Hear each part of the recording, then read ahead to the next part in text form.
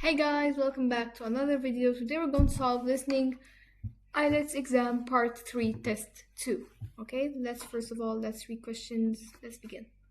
You will hear two geography students, Adam and Michelle, talking part 3. You will hear two geography students, Adam and Michelle, talking about a volcanic eruption which took place in Iceland in 1783. First, you have some time to look at questions 21 to 26. Okay, since now we have some time to look through questions 29, 21 and 26. We are going to read the questions. 21. Why do the students think the lake eruption of 1783 is so important? A. It was the most severe eruption in modern times. B. It led to the formal study of volcanoes. C. It had a profound effect on society. 22. What surprised Adam about the observations made at the time? A. The number of places producing them. B. The conductions in them. C. The lack of scientific data to support them. 23. According to Michelle, what did the contemporary sources say about the lakey haze? A. People thought it was similar to ordinary fog. B. It was associated with health issues. C. It completely blocked out the sun for weeks. 24. Adam corrects Michelle when she claims that Benjamin Franklin A. came to the wrong conclusion about the cause of the haze. B. was the first to identify the reason for the haze. C. supported the opinions of the other observers about the haze. Questions 25 to 26. Choose two letters A through E. Which two issues following the leaky eruption surprised the students? A. How widespread the effects were. B. How long-lasting the effects were. C. The number of deaths caused. D. The speed at which the volcanic ash cloud spread. E. How people ignore the warning signs. Okay, now we are going to begin. 26.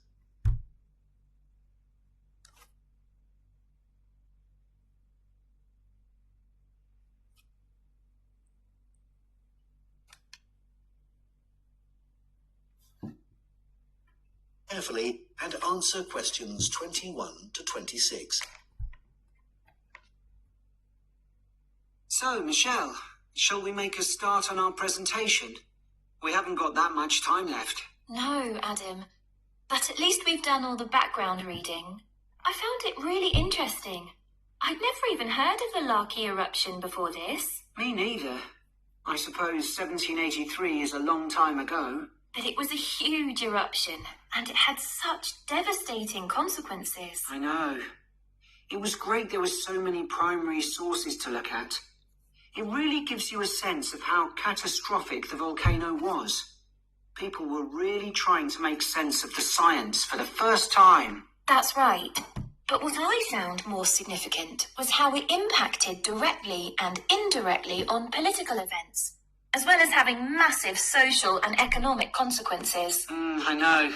That should be the main focus of our presentation. The observations made by people at the time were interesting, weren't they? I mean, they all gave a pretty consistent account of what happened, even if they didn't always use the same terminology. Yeah. I was surprised there were so many weather stations established by that time. So, you can see how the weather changed often by the hour. Right. Writers at the time talked about the Laki haze to describe the volcanic fog that spread across Europe. They all realised that this wasn't the sort of fog they were used to. And, of course, this was in pre-industrial times, so they hadn't experienced sulphur-smelling fog before. No, that's true. Reports from the period blamed the haze for an increase in headaches, respiratory issues, and asthma attacks. And they all describe how it covered the sun and made it look a strange red colour. Must have been very weird. It's interesting that Benjamin Franklin wrote about the haze. Did you read that? He was the American ambassador in Paris at the time. Yeah. At first, no one realised that the haze was caused by the volcanic eruption in Iceland. It was Benjamin Franklin who realised that before anyone else. He's often credited with that, apparently. But a French naturalist beat him to it. I can't remember his name. I'd have to look it up. Then other naturalists had the same idea. all independently of each other.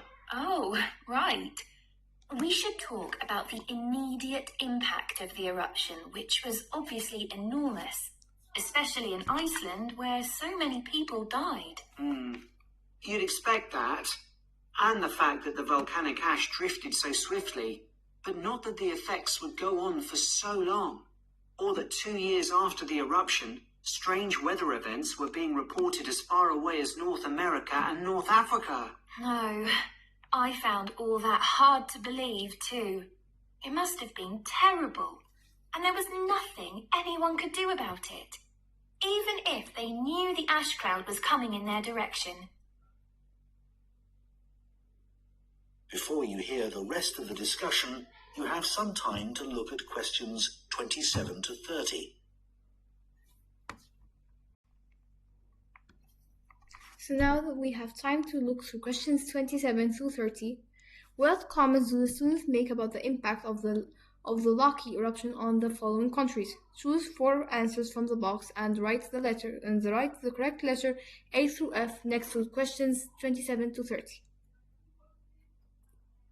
Oopsie daisy. What can I say? What can I say about myself and my concentration? Anyways, here we go. Okay. A. This country suffered the most severe loss of life. B. The impact on agriculture was predictable. C. There was a significant increase in deaths of young people. D. Animals suffered from a sickness. E. This country saw the highest rise in food prices in the world. F. It caused a particularly harsh winter. Okay, let's begin.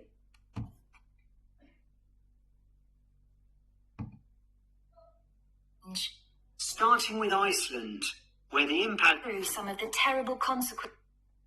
Now listen and answer questions 27 to 30.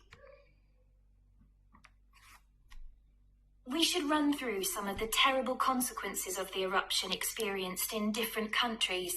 There's quite a varied range. Starting with Iceland, where the impact on farming was devastating.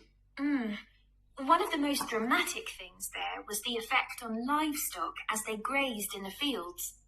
They were poisoned because they ate vegetation that had been contaminated with fluorine as a result of the volcanic fallout. That was horrible.